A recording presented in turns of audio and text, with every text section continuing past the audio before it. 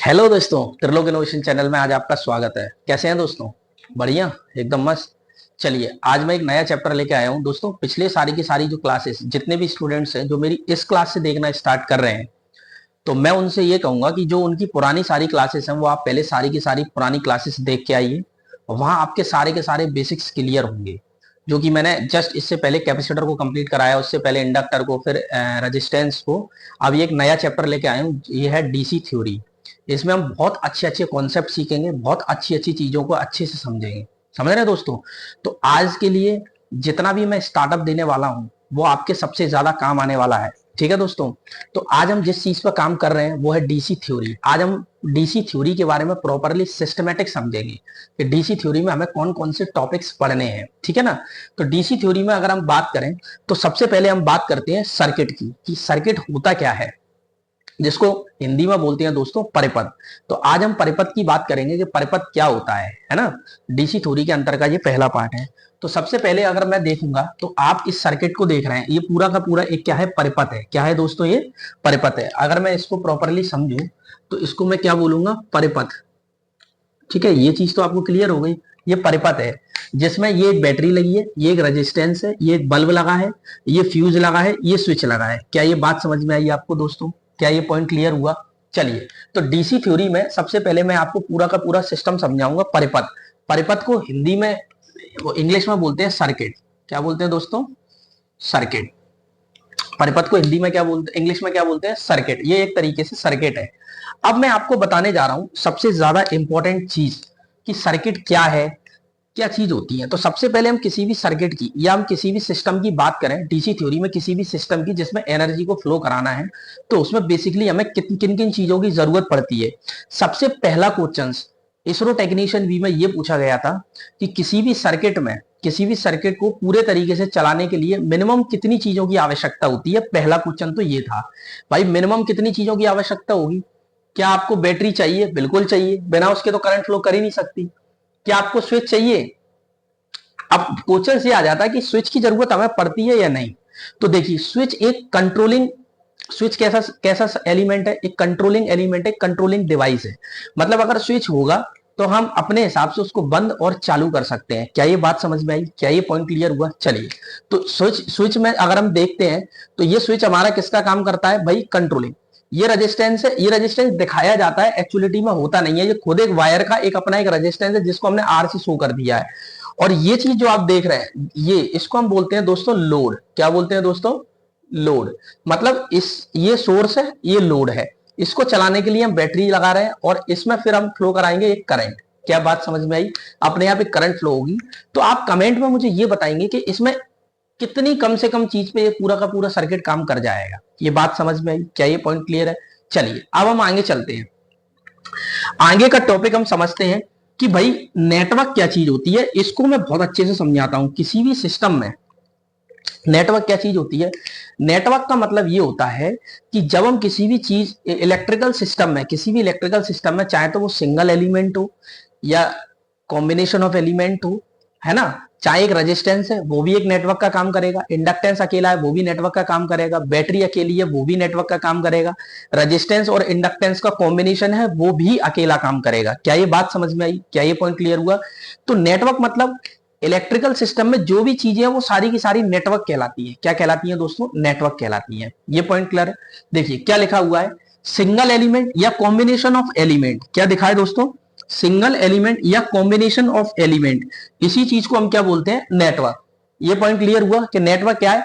या तो single element हो या फिर कॉम्बिनेशन ऑफ एलिमेंट हो, वो सारे के सारे क्या कहलाएंगे दोस्तों? नेटवर्क कहलाएंगे। ठीक है, ये पॉइंट क्लियर हुआ।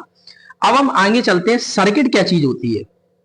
सर्किट, देखो दोस्तों, सर्किट का मतलब होता है क्लोज्ड पाथ या एक बंद परिपथ, बंद लूप, या बंद लूप को ही हम क्या कहते हैं? सर्किट। मतलब कि नेटवर्क बंद भी हो सकता है और खुला भी हो सकता है। जो नेटवर्क है ना, वो बंद भी हो सकता है और खुला भी हो सकता है। देखिए ये लिखा है, नेटवर्क हमारा क्लोज भी हो सकता है और ओपन भी हो सकता है। लेकिन सर्किट जो है, लेकिन जो सर्किट है ना, सर्किट क्या चीज है? सिस्टमेटिक कॉम्बिनेशन ऑफ एलिमेंट जो इलेक्ट्रिसिटी के कार्य को संपन्न करे, इलेक्ट्रिसिटी के काम को संपन्न करें। लेकिन सर्किट हमेशा क्लोज होता है, सर्किट कभी भी ओपन नहीं रहता। क्या ये बात समझ में आई? क्या ये पॉइंट क्लियर हुआ? ये बात समझ में आई। अब मैं एक अच्छी बात बताता हूं जो सबसे ज्यादा एग्जाम में पूछी जाती है, क्या सारे नेटवर्क सर्किट हो सकते हैं? नहीं। क्या सारे सर्किट नेटवर्क हो सकते हैं? नहीं या हाँ। इस बात को हम क्लियर करते हैं। देखो नेटवर्क मैंने क्या बताया, सिंगल एलिमेंट या कॉम्बिनेशन ऑफ एलिमेंट, ये बात समझ में आई। लेकिन सर्किट मैंने क्या बताया, it is the combination of element that follow the closed path. मतलब ये एलिमेंटों का एक समूह होता है जो कि एक बंद बंद पाथ को फॉलो करता है, मतलब एक बंद आकृति को फॉलो करता है। तो सर्किट मतलब सारे सर्किट नेटवर्क हो सकते हैं, लेकिन सारे नेटवर्क सर्किट नहीं हो सकते। क्यों नहीं हो सकते सारे नेटवर्क? क्योंकि कुछ नेटवर्क बंद होते हैं और कुछ नेटवर्क क्लोज होते हैं, लेकिन सर्किट को केवल और केवल हमेशा बंद सर्किट चाहिए। सर्किट को केवल बंद लूप की आवश्यकता होती है। किसकी आवश्यकता होती है? बंद लूप की। क्या ये पॉइंट क्लियर हुआ? क्या ये बात समझ में आई? चलिए अब हम बात करते हैं कि सर्किट कितने टाइप के होते हैं दोस्तों। तो पहले हम बात करते हैं ओपन सर्किट, इसको बोलते हैं खुला परिपथ। इस खुला परिपथ की तीन कंडीशंस होती हैं जो हमको याद रखना है। सबसे पहले इसमें रेजिस्टेंस की वैल्यू इनफाइनाइट होगी, करंट की वैल्यू 0 होगी और वोल्टेज इसमें सोर्स के बराबर होगा। क्या ये बात समझ में आई? क्या ये पॉइंट क्लियर हुआ? भाई कोई भी सर्किट है यदि वो ओपन है, अगर मैं काट दूं तार को, तो पहली बात तो कोई भी सर्किट में करंट तभी फ्लो होगी जब वो पूरी तरीके से क्लोज होगा। तो जब मैं तार को काट दूंगा तो क्या करंट फ्लो होगी? नहीं। जैसे जब ये सर्किट क्लोज है, जैसे मैंने सर्किट को ओपन करा तो करंट इधर से इधर फ्लो होगी? नहीं होगी। ये बात समझ में आई। तो अब क्या होगा, जब ये करंट फ्लो नहीं हो रही है तो मतलब कि इस बात का मतलब यह कि रेजिस्टेंस की वैल्यू इनफाइनाइट और करंट की वैल्यू क्या आ जाएगी? 0। अब वोल्टेज कितना है? जितना उस सर्किट में वोल्टेज लगा हुआ है वही का वही वोल्टेज उसका आउटपुट वोल्टेज बन जाता है। क्या ये बात समझ में आई? क्या ये पॉइंट क्लियर हुआ? चलिए अब हम आगे चलते हैं। दूसरा सर्किट होता है शॉर्ट सर्किट। दोस्तों ये क्या चीज है? Short circuit. शॉर्ट सर्किट की अगर हम बात करें तो शॉर्ट सर्किट में हमेशा रेजिस्टेंस की वैल्यू कैसी होगी? 0। शॉर्ट सर्किट में रेजिस्टेंस की वैल्यू कैसी होगी? 0। करंट कितनी जा रही होगी? Infinite times. और वोल्टेज की वैल्यू भी क्या होगी? 0। पेपर में सीधे क्वेश्चन आते हैं, in a short circuit the value of the voltage is, option is 0, 1, maximum, minimum. क्या आंसर लगाएंगे? 0। क्योंकि शॉर्ट सर्किट में हमेशा वोल्टेज की वैल्यू और रेजिस्टेंस की वैल्यू क्या होती है? 0।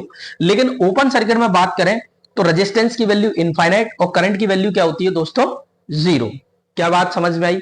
क्या ये पॉइंट क्लियर हुआ? ये क्या लिखा है? Systematic combination of element. Systematic combination element आप देख रहे हैं, सिस्टमैटिक रेजिस्टेंस है, बल्ब है, फ्यूज है, फिर ये क्या लगा हुआ है? स्विच। तो उसी और जो पूरे के पूरे इलेक्ट्रिसिटी के कार्य को संपन्न करे, यहां कार्य क्या हो रहा है? इस बल्ब को जलाना। जब हम ये स्विच ऑन करेंगे तो ये बल्ब जलना चाहिए, मतलब ये कार्य को संपन्न करा रहा है। उसी चीज को हम सर्किट या बंद परिपथ कहते हैं। क्या ये बात समझ में आई? क्या ये पॉइंट क्लियर हुआ? अब हम बात करते हैं क्लोज सर्किट क्या होते हैं और लीकेज सर्किट क्या होते हैं, है ना। क्लोज सर्किट को हम बोलते हैं बंद परिपथ। एक बात ध्यान रखना, क्लोज सर्किट और शॉर्ट सर्किट में डिफरेंस है। शॉर्ट सर्किट का मतलब ये होता है कि वो डायरेक्टली शॉर्ट है, मतलब बंद तो दोनों ही होते हैं, चाहे शॉर्ट सर्किट हो चाहे क्लोज सर्किट हो, लेकिन शॉर्ट सर्किट लोड के थ्रू बंद नहीं होते। शॉर्ट सर्किट एक डायरेक्टली वायर के थ्रू शॉर्ट होते हैं, ठीक है ना, इसलिए उसको लघु परिपथ कहते हैं। लेकिन क्लोज्ड सर्किट को हम बोलते हैं बंद परिपथ। ये क्या बोल रहा है? धारा का प्रवाह होता है और वैल्यू रेजिस्टेंस पर डिपेंड करती है। मतलब कि बंद सर्किट में जो होती है, जो करंट फ्लो करती है इसमें बंद सर्किट में, ठीक है, और करंट की वैल्यू डिपेंड करती है कि उस सर्किट का कितना रेजिस्टेंस है। रेजिस्टेंस की वैल्यू बहुत ज्यादा कर देंगे तो उस सर्किट में करंट कम फ्लो होगी। क्या ये बात समझ में आई? चलिए अब हम बात करते हैं लीकेज। लीकेज सर्किट क्या चीज होती है दोस्तों? बहुत ही इंपॉर्टेंट बात है जो मैं आपको बता रहा हूं। लीकेज सर्किट वो होते हैं करंट की वैल्यू ओरिजिनल करंट के विपरीत फ्लो होती है। लीकेज का मतलब ये होता है दोस्तों कि जहां हम करंट फ्लो कराना नहीं चाहते वहां से भी करंट फ्लो होती है। जैसे मैं एक सिंपल सी बात करता हूं, आपके घर में एक टंकी रखी होगी छत पे, ठीक है, उस टंकी में एक पाइप कनेक्ट होगा। वो जो पाइप कनेक्ट है तो हम क्या चाहते हैं? उस पाइप से पानी आए, क्योंकि वही पाइप हमारे अलग अलग जगह फैला हुआ है, ठीक है। लेकिन अगर मैं आपकी टंकी में जाके पीछे एक छेद कर दूं तो पानी वहां से भी बाहर निकलेगा। क्या ये बात समझ में आई? तो वो पानी जो है वो विपरीत दिशा में फ्लो हो रहा है। जो आपके पाइप है, पाइप में से पानी फ्लो हो रहा है और वो आपके मतलब का नहीं है। वो पानी जो जा रहा है वो लॉस में जा रहा है, आपके उपयोग में नहीं हो रहा वो पानी। ये बात समझ में आई? क्या ये पॉइंट क्लियर हुआ? तो यहां पे मैंने क्या बताया आपको कि लीकेज सर्किट वो सर्किट होते हैं जिसमें करंट जब फ्लो करती है वो मेन करंट के अपोजिट डायरेक्शन में फ्लो करती है। मेन करंट के अपोजिट डायरेक्शन में हमेशा फ्लो करती है। पेपर में सीधे क्वेश्चन ये आया है, एक बार TG2 में पूछा था कि leakage current always flow from opposite to the electron, opposite to the main current, opposite to the voltage, opposite to the both of them. तो आप क्या आंसर लगाएंगे ये आप कमेंट में मुझे बताएंगे, क्योंकि मैंने ये टॉपिक पूरा समझा दिया। अब हम बात करते हैं कंपोनेंट्स पे कि भाई कंपोनेंट्स क्या होते हैं। अब हम इस टॉपिक की बात करते हैं कि कंपोनेंट्स क्या चीज है। ठीक है, कंपोनेंट की अगर हम बात करें तो कंपोनेंट का मतलब सबसे पहले हम पढ़ रहे हैं एक्टिव कंपोनेंट। एक्टिव कंपोनेंट क्या होता है दोस्तों? एक्टिव कंपोनेंट को हिंदी में बोलते हैं सक्रिय अवयव। क्या बोलते हैं दोस्तों? सक्रिय अवयव। जैसे कि आपको ये दिखाई दे रहा है, ये क्या है? एक एक्टिव कंपोनेंट है, मतलब ये क्या है? सक्रिय अवयव है। पहला पॉइंट इसका ये कहता है कि अनंत समय तक ऊर्जा दे पाए, मतलब अनंत समय तक ऊर्जा मतलब बहुत टाइम तक एनर्जी को ये प्रोवाइड कर पाए, इसीलिए हम इसको क्या बोलते हैं? एक्टिव एलिमेंट या एक्टिव कंपोनेंट। आवर्धन या एम्प्लीफिकेशन का गुण होता हो। एम्प्लीफिकेशन मतलब अपनी वैल्यू को बढ़ा लेना, अपनी वैल्यू को बढ़ा लेना मतलब क्या होता है? एम्प्लीफिकेशन। क्या ये बात समझ में आई? तीसरा पॉइंट क्या है इसमें कि कौन कौन से इसके एग्जाम्पल हैं। अगर हम एग्जाम्पल की बात कर रहे हैं दोस्तों, तो एग्जाम्पल कौन कौन से? भैया वोल्टेज सोर्स हो सकता है, करंट सोर्स हो सकता है, सेल, बैटरी, जनरेटर, बीजेटी और एफईटी। ये दोनों क्या है दोस्तों? ट्रांजिस्टर है। ये बाइपोलर जंक्शन ट्रांजिस्टर है, ये फील्ड इफेक्ट ट्रांजिस्टर है। क्या ये बात समझ में आई? क्या ये पॉइंट क्लियर है? अब मैं आपको इस कहानी को एक एग्जांपल से समझा देता हूं, वो एकदम क्लियर हो जाएगा।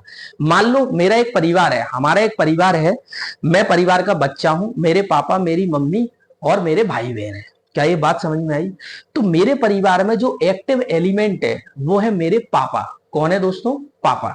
क्योंकि पापा मेरा जीवन भर और मेरे परिवार की जीवन भर पूरी रिस्पॉन्सिबिलिटी उठाने के लिए तैयार है। क्या ये बात समझ में आई? तो ऐसे ही इस सर्किट में सर्किट के पिताजी कौन है? वोल्टेज, जो कि अनंत समय तक एनर्जी देने के लिए तैयार रहते हैं। क्या ये बात समझ में आई? क्या ये पॉइंट क्लियर हुआ? लोड कौन होते हैं? लोड होते हैं बच्चे। पापा पे लोड कौन होते हैं? बच्चे। ऐसे ही सर्किट पर लोड कौन है? रेजिस्टेंस, इंडक्टेंस, है ना, ये सब एलिमेंट है। मतलब रेजिस्टेंस क्या होता है? लोड की तरह से काम करता है। ये बल्ब भी एक लोड का, ये बल्ब का हो सकता है, ये बल्ब का रेजिस्टेंस हो। ये बात समझ में आई? तो एक्टिव कंपोनेंट वो कंपोनेंट होते हैं जो किसी भी सर्किट या किसी भी परपथ में अनंत समय या इनफाइनाइट टाइम तक अपनी एनर्जी को दे सकते हैं। क्या कहलाते हैं? एक्टिव कंपोनेंट या एक्टिव एलिमेंट कहलाते हैं। क्या ये बात समझ में आई? तो आज मैंने जितना भी पॉइंट्स लिखवाए हैं, क्या ये सारी बात आपको क्लियर हो गई दोस्तों? इतनी बात समझ में आई? तो मैं आपको वही चीज बता रहा हूं कि आप धीरे धीरे पढ़ते जाना। आज आपकी डीसी थ्योरी की पहली क्लास है, ठीक है ना, छोटी सी क्लास है, आपको अच्छे से समझ में आया होगा, आई होप। इस क्लास को आप बार बार देखना, जिनको नहीं समझ में आया और जिनको पहले से चीजें आती हैं उनसे मेरा ये निवेदन, आप 1x से ज्यादा 1.5x या 2x की स्पीड पर देखना, जिससे आपका समय बचेगा और चीजें भी जल्दी पढ़ लेंगे आप। क्या ये बात समझ में आई? चलिए दोस्तों, आज के लिए इतना ही। धन्यवाद।